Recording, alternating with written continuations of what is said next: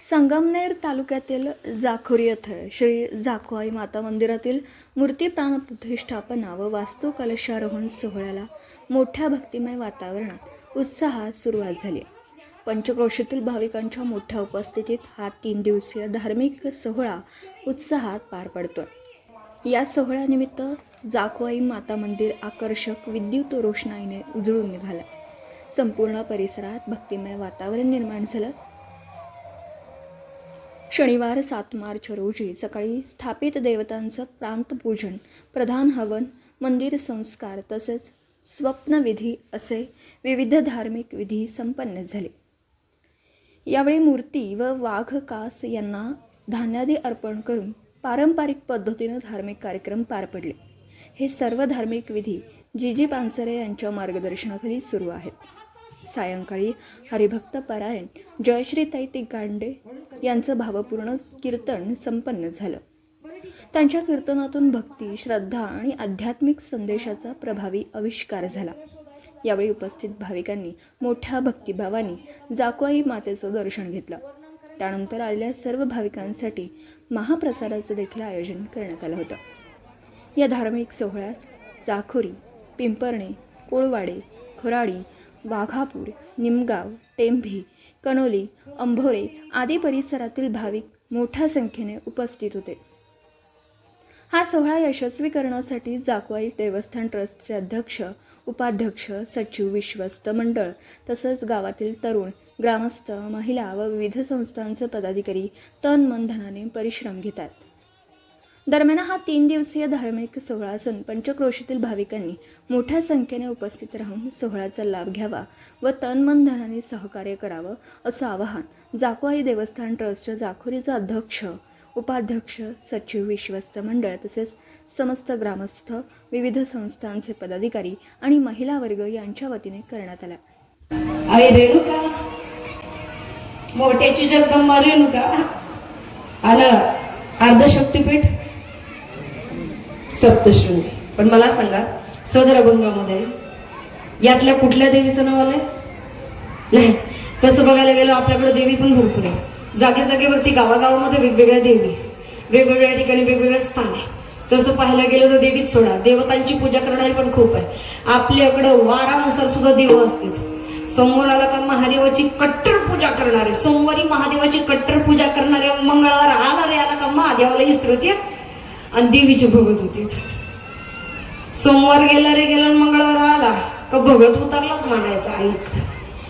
आणि एकदा आईचं गुणगान करता करता नवरात्रीमध्ये कीर्तनाला जाणं झाल्यानंतर गुजरात पट्ट्यामध्ये कीर्तन होतं. कीर्तनाला जाणं झालं, कीर्तन सुरू झालं आणि आमच्या शिवनाथ महाराजांना असं भजन घेतलं. जेव्हा आई उठली,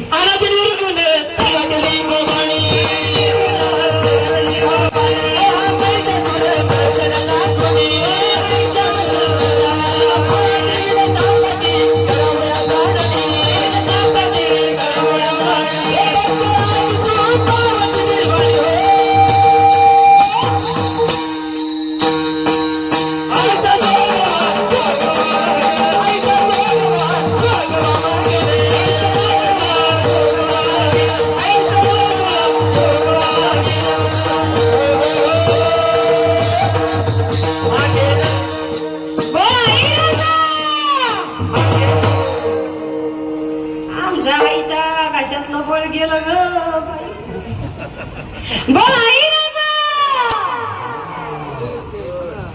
अजून जेवणाचा टाइम झाला नाही. कीर्तनाला सुरुवात झाली, आईचं भजन झालं. जेव्हा आईनं आवाज दिला, म्हणलं आता काय खरं नाही. आई आली, पण ती आई काय खरी खुरी नव्हती. आता तिकडं कहाची आपली आई, ही आई वेगळीच होती. ही आई उभी राहिली ना, आवाज दिला तशी घुमत घुमत घुमत घुमत पुढं आणि घुमता गळ्यात एकदाण्याची माळ होती, सोन्याच्या टापोरे मोती. आता त्या एकदाण्याच्या माळीत बोट गुतलं, माळ तुटली तसे मनी खुरले. आता ह्या आईच्या अंगातली आई नव्हती खरी, ही वेगळीच आई होती. या आईनं देवच बदलावला.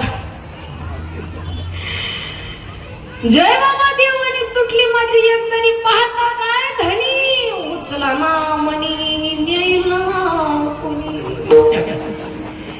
धनी पाहिना मनी येईना. सोमवार गेला की महादेवाची पूजा करणारी मंगळवारी आईचे भगत होते, बुधवारी विठोबाकडे जाते, गुरुवारी दत्तात्रयांची आरती, शुक्रवारी पुन्हा नादी अंबिका भगवती, आणि शनिवार आला का अंजनीचा सुता तुला रामाचं बलिदान, अंजनीचा सुता तुला रामाचं बलिदान, एक उखाण बोला बोला जय जय हनुमान, एक उखाण बोला बोला जय जय हनुमान, आणि बोला बोला जय जय हनुमान, एक उखाण बोला बोला जय जय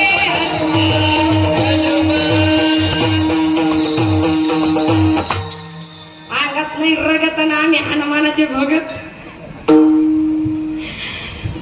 ड्रायव्हर आला रे आला, काम सगळी फिरलंच खंडोबाकडं.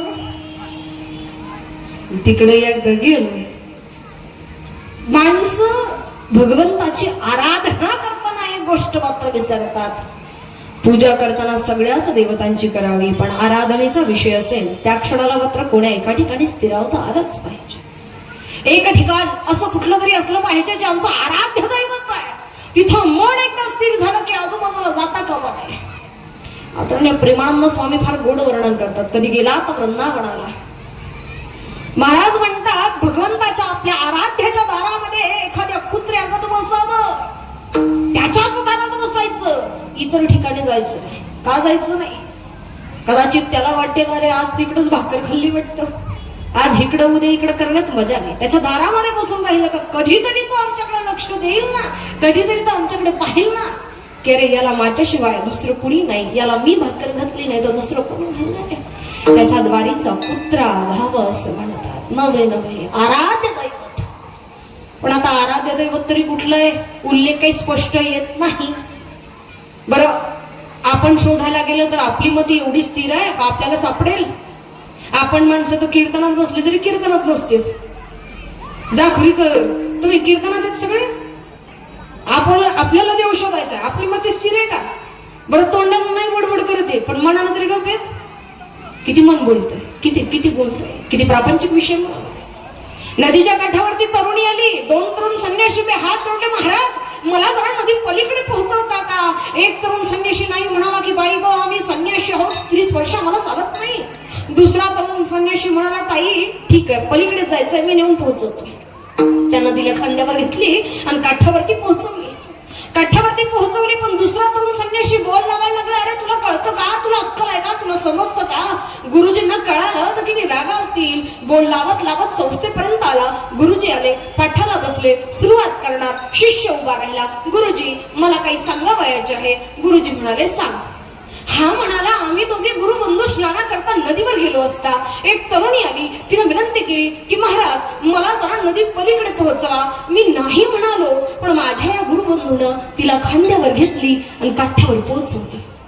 गुरुजी म्हणाले इतकंच? म्हणे इतकंच. ठीक आहे, तिनं विनंती केली तू नाही म्हणाला, तिनं विनंती केली तू नाही म्हणाला, यानं खांद्यावर घेतली काठावर पोहोचवली. तू नाही म्हणाला, यानं खांद्यावर घेतली काठावर पोहोचवली, यानं काठावरतीच पोहोचवली, पण तू तिथून घेतली, डोक्यात ठेवली आणि मायापाशी आणून सोडली. हा हाय बरोबर लक्ष आहे. त्यानं तिथंच सोडली, पण तू तिथून घेतली, डोक्यात ठेवली आणि माझ्यापाशी आणून सोडली. एवढा वेळपासून चिंतन करून डोक्यामध्ये ठेवावं का? एखाद्या गोष्टीचं चिंतन किती कालखंड डोक्यात असावं याचं भान माणसाला पाहिजे. एखाद्या विनोदावरती जर तुम्ही सतत हसू शकत नाही, मग एखाद्या दुःखावरती तुम्हाला सतत का रडायचंय? एखाद्या दुःखावर का रडायचंय सतत? एखाद्या संकटाचा विचार सतत का करायचाय? सोडून द्या ना. गोष्टी ज्याला सोडून देता येतात, सोडणं म्हणजे धर्म आहे, सोडणं म्हणजे परमार्थ आहे. ज्याला त्याग करतात मध्ये स्थिर असावे लागेल. ज्ञानप्राप्ती गरज आहे, ज्ञानप्राप्तीची गरज आहे की नाही हा प्रश्नचिन्हच आहे. खरं तर आपण स्वतः याचा शोध घ्यायचं झालं, ज्ञान आहे तो माणूस दुःखी आहे. ज्याच्याकडे ज्ञान आहे तो दुःखी आहे. या जगात ज्ञानी माणसं फार कमी सुखी आहेत असं बघायला मिळतं. ज्ञानी असणारे माणसं दुःखी कारण त्यांना जाणीव झाली आहे.